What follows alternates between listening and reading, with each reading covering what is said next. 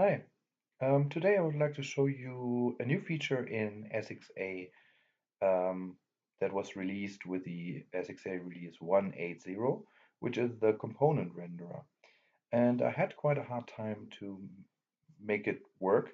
At the end, I had to ask Adam, and he showed me how it works. So I thought it might be worth sharing how this is working. So the component renderer basically lets you um, create a new rendering or rendering variant that references a rendering that you have created earlier already. So in my little example for today, um, I have already created a rendering, which is this nice little pinky promotion teaser. And usually this promotion teaser comes in a set of three. So on desktop and tablet devices it's shown as a three in a row, and on mobile it's shown as three stacked underneath each other. So let's see how this works. So the first thing I will do now is create a new rendering. So I'm going to layout, rendering, feature, experience accelerator, and I'm cloning an existing rendering. Um, for example, rich text, scripts, clone rendering, give it a new name, motion teaser row, motion teaser row. So I give it a name, promotion teaser row, and I also directly apply a CSS class so that I can address with my styles the promotion teaser row.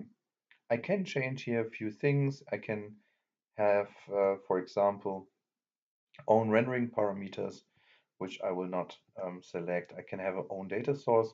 Nevertheless, I will anyway create an own data source and add this later.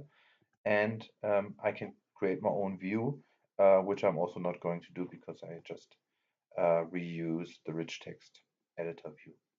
So just click on proceed. Script is running. Close. So refresh, and here's my new promotion teaser row rendering. Um, so I created this now in Experience Accelerator folder. Ideally, you move it into your own folder out of it, but for this little demo purpose, I would just leave it here. So the next thing I'm going to do is I'm creating a template for my promotion row. So I'm here in templates, features, and I'm just creating it here. New template, promotion teaser row. Inheriting from standard template. Click next, select the folder, yes, next, close. So actually, as I'm referencing my already created rendering 3 times, this template doesn't need to have any additional fields. So I'm just leaving it as it is. And I will now go back to my rendering. No, sorry. So one thing, and this is maybe now the trick that I had a hard time to understand. When you actually use a rendering that references a component that has an own data template, and you want this data template to refer to 3 different data sources, which we want to have in our example. We don't want to see 3 times the same promotional teaser. We want to see different promotional teasers. We can achieve that with branch templates. So what I'm going to do here is I'm creating a new branch template, which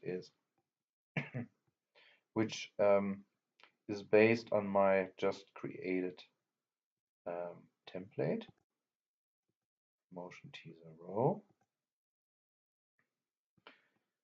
And what this template should do is whenever I add this component to the page, it should add in the data folder of the page directly my promotion teaser row data template, and underneath the data templates required for my 3 promotional teasers. So what I'm going to do is I will insert from template, and I will insert the templates that I've created previously for my promotion teaser. So promotion component, promotion, and I give it directly a name, which has to be promotion, which should be some kind of unique in within the context of this complete rendering. So I call it promotion 1, and I have to do this 3 times as I have 3 different renderings. So it's still selected, promotion 2, and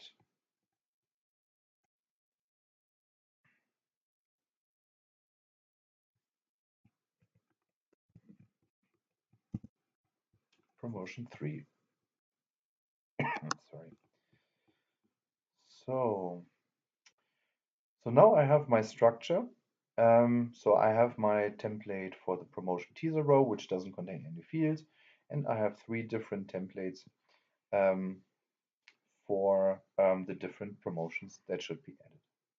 So now I'm going back to my initially created rendering, which is the promotion teaser row rendering. And I'm telling this promotion teaser row rendering that it should use my just created data source.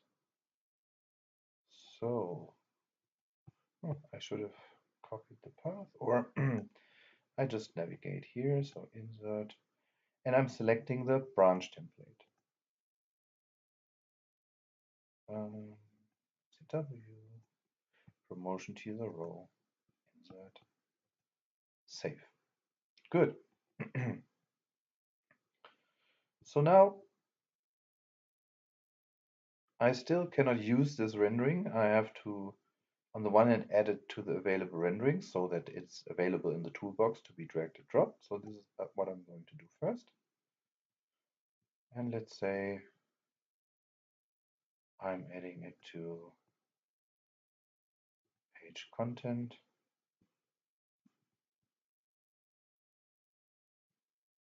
Of my site.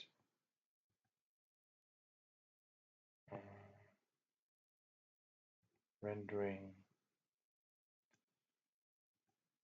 is here.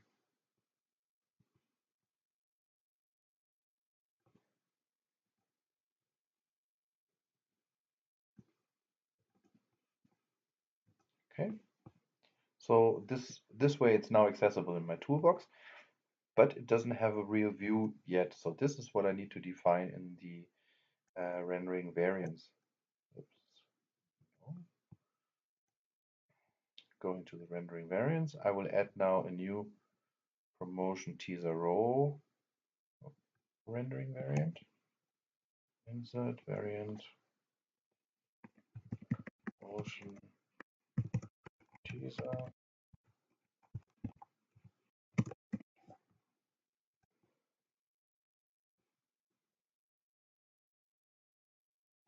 There we go. I'm adding a variant definition, which is, like, say, 3 promotion teasers. Maybe later I want to have also just 2 of them or 5 of them in a carousel or whatsoever. But for now I'm just creating 3 of them. And now I have to describe the markup of the rendering. So what I have to do is I have to add now the markup. So I'm adding a div with a class row just to have something wrapping around my whole component. And then I'm adding a query renderer, which basically should iterate through all the child items of my component, which is then the single promotion templates. That's wrong. So to go through them, I add this query, save, and now I define how actually each item should look like. So I'm adding another div, for example, as div with defining the structure of having 3 in a row or 3 underneath each other for mobile. Save. And now I'm using the component renderer. Here it is, which is my promotion component. So and now I have to select my rendering item, which is here. Here's my promotion. Save. So the last thing I have to do is now to configure my rendering parameters on the promotions component renderer. So I click on configure and scroll down, and I have to select the variant default. I'm not 100% sure what it does, but I think it configures the rendering parameters so that a few standard functionalities are given. So I click OK, and this is reflected here in field name and caching configuration, and I save this.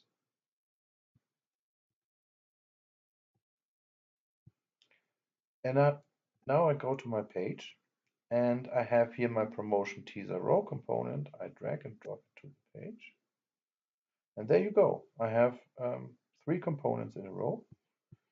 And I can add now here the content, label 1,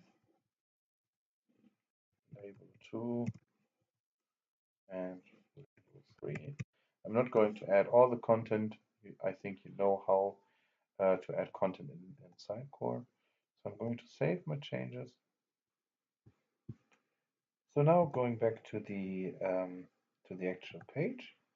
So here's my component renderer page. Just refresh it and have a look in the data source. So here's my promotion teaser row, which gets automatically a number added to the name and automatically created. Under that data source, I have the 3 data sources for my promotion teasers. So I have my promotion 1, which is, for example, label 1. I have my promotion 2, which is label 2, and promotion 3, which has the field label with the value label 3. So this is how it works. I hope this gets you also started with the component renderer. Yeah, see you next time.